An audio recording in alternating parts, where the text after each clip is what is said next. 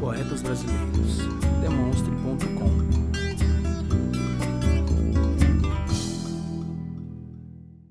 Olá pessoal, meu nome é Mariane Ferreira, estamos aqui para mais um Poetas Brasileiros. O entrevistado de hoje é o poeta potiguar Nando Poeta. Nando, seja muito bem-vindo ao Poema de Bom Dia. Opa, bom dia, estamos aqui presente, participando aqui com vocês. Isso, e a gente vai conhecer um pouquinho da trajetória do Nando, né, da sua trajetória como poeta. E Nando, que nasceu aqui em Natal, já foi para São Paulo, já voltou. Nando, como foi os seus primeiros contatos com a questão da literatura, com a questão de versos? Como é que foi seu início nessa vida literária? Meu contato inicial foi na escola. Na Eu escola? estudava no Padre Miguelinho, 76, com o professor Magalhães, professor de português, e foi um dos grandes incentivadores assim, para os alunos conhecerem a literatura brasileira, principalmente. E foi aí que a gente teve o primeiro contato, né, com a poesia, com os textos literários.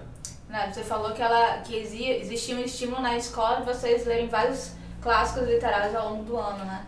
Inclusive ele orientava e trabalhava a leitura dos textos e depois a produção de resumos da obra. Então a gente era obrigado a ler os textos e escrever. Isso desde a sexta série, né? Desde a sexta. Que legal, fantástico. Sexta série. E além do contato dentro da escola, você teve contato com cultura também, música, em outras fontes? Eu morei no Alecrim, um bairro bastante movimentado culturalmente, né, os carnavais, os blocos de carnavais, lá tinha um mercado e era comum a gente encontrar folheteiros, violeiros nas suas rodas e sempre a gente parava para ouvir.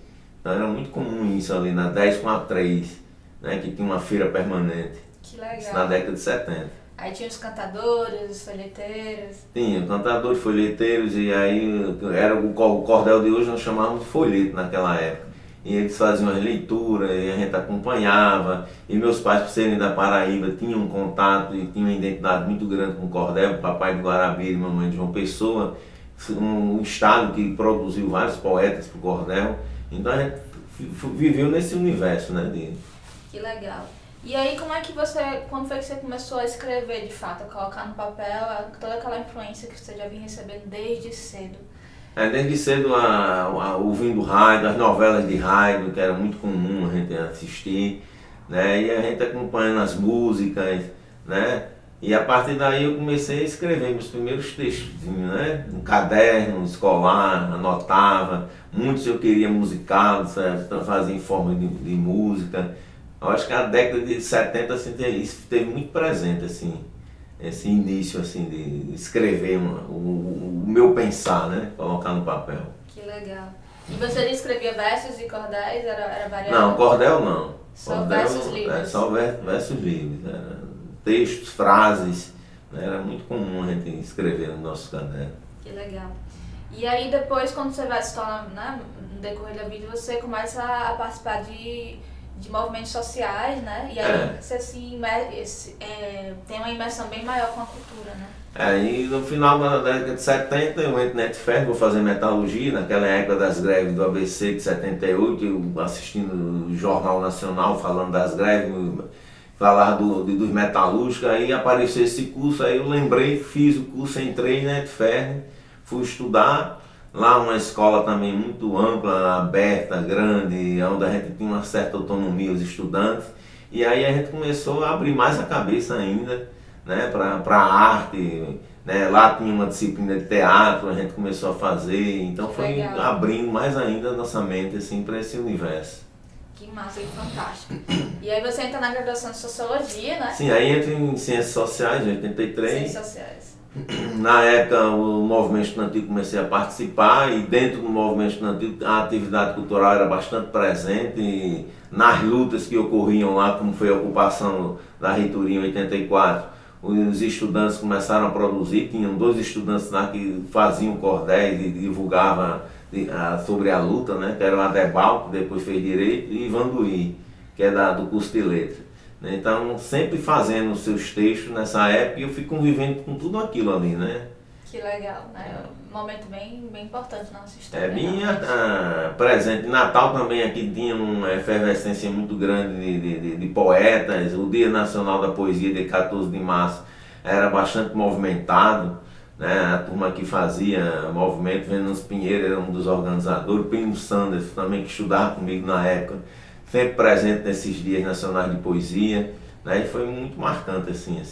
O Festival do Forte, que eu cheguei a acompanhar também. Que massa. Presente aqui.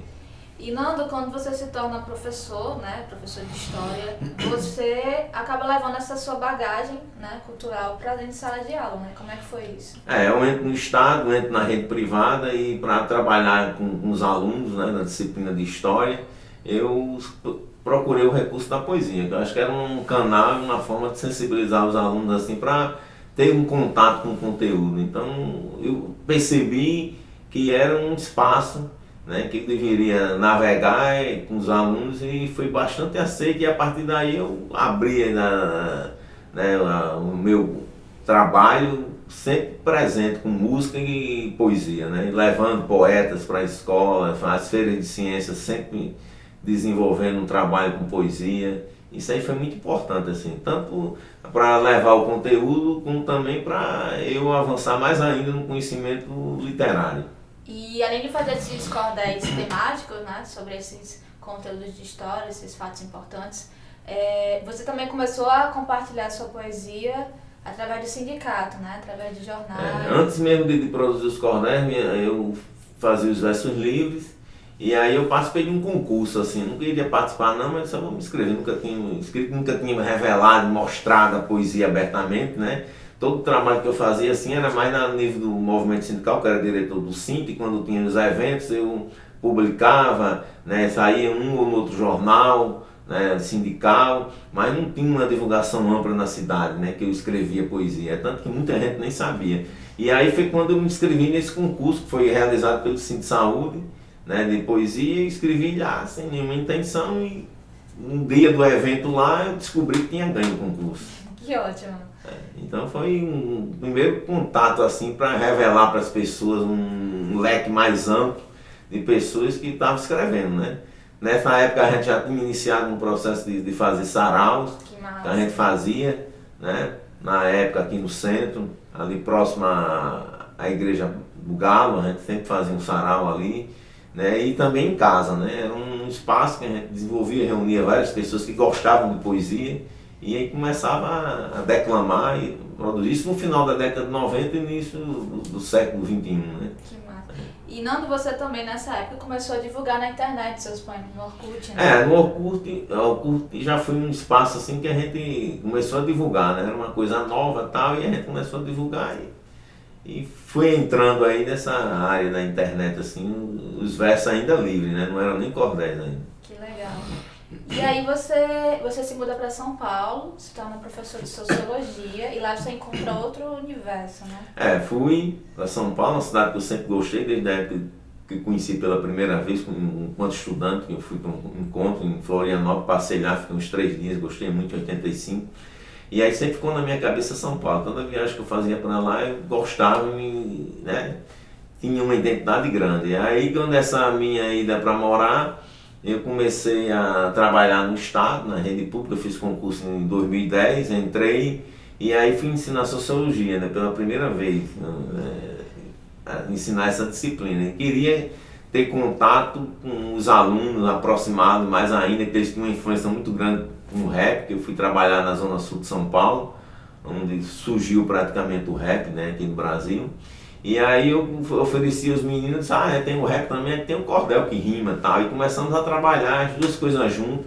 Fizemos algumas batalhas, levei cordelistas de lá, né, junto com o pessoal do rap. E fazia umas batalhas dentro da escola, na sala de aula, que terminava indo para um intervalo.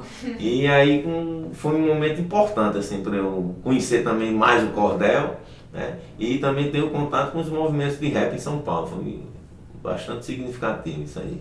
E aí você trabalhou vários temas como Mulheres em Luta, o combate à homossexualidade, que é um tema realmente bem atual, né? E também trabalha temas regionais, né? Como o cangaço, né? Incluindo mulheres no cangaço, né? No mundo do cordel, as pessoas afirmavam que para ser cordelista as pessoas tinham que escrever sobre cangaço. Aí eu peguei o desafio e fiz. Jesuíno Brilhante, que foi feito até um roteiro também para um filme, né? Transformado em roteiro pela FOC, né? Jesuíno Brilhante. Aí fiz esse aqui, o Lendário Lampião, que todos dois estão na segunda edição já. E fiz em parceria com o Vanessa Nascimento, que é da editora lá do Zelo, fiz essas mulheres no cangaço, que a gente retrata e debate sobre o papel das mulheres, o momento em que as mulheres viviam na década de 20, 30 aqui no Brasil, e a entrada dela no cangaço. E aí você tá com uma ficção, né? Esse texto aqui é um texto que eu comecei a trabalhar ainda quando eu morava lá em São Paulo, sempre pensando nos 50 anos de 68, né? Que ficou conhecido como Maio Francês, e que no mundo inteiro houve uma movimentação da juventude, né? Nos Estados Unidos contra a Guerra do Vietnã, o movimento hippie, o rock, na França, que é o Maio Francês, aqui no Brasil os estudantes contra a ditadura, aí, então eu escrevi uma história de dois jovens aqui no Ateneu, quis colocar o cenário na minha cidade, Natal, né? E esses dois jovens, a menina vindo de Macau e ele aqui de Natal, se encontraram no Ateneu, começaram a namorar, passear no rio Potengi, né? Ir para Redinha, para Genipabu, né? Eu coloquei todas essas histórias e eles entraram na luta no movimento e caíram na clandestinidade, e eu coloquei eles rodando de 64 a 68, os fatos importantes, os principais fatos importantes que marcaram a luta da juventude contra a ditadura aqui no Brasil. Por isso que o nome é Amor no Tempo de Chumbo. Exatamente, a paixão e a luta que Que legal. E aqui em Natal você está participando já há 2 anos, né, da Estação do Cordel, né, que é uma associação bem importante, pluralista, né?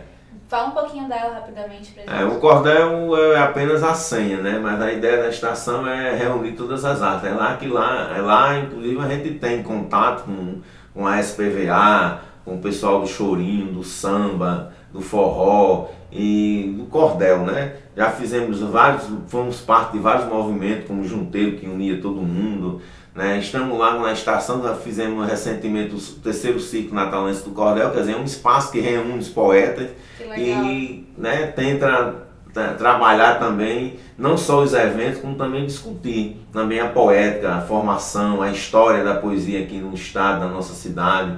Então, um espaço assim que fomenta, e nós fizemos essa edição desse livro, comemorando 1 ano de estação, reunindo colaboradores do país inteiro, são 100 poetas do Brasil inteiro, de todas as regiões do Brasil, da região norte, do sul, do sudeste, né? Todos presentes, do centro-oeste, todos presentes aqui apoiando essa iniciativa, que é uma iniciativa que congrega também todos os poetas do Brasil, como no ciclo nós tivemos uma presença de gente do Brasil inteiro. Fantástico, né? Eu acho que é importantíssimo a gente ter essas associações que realmente estimula e cultiva a cultura local, ainda mais ela que não é restrita só ao nicho do cordel, né? Mas está aberto a outras linguagens.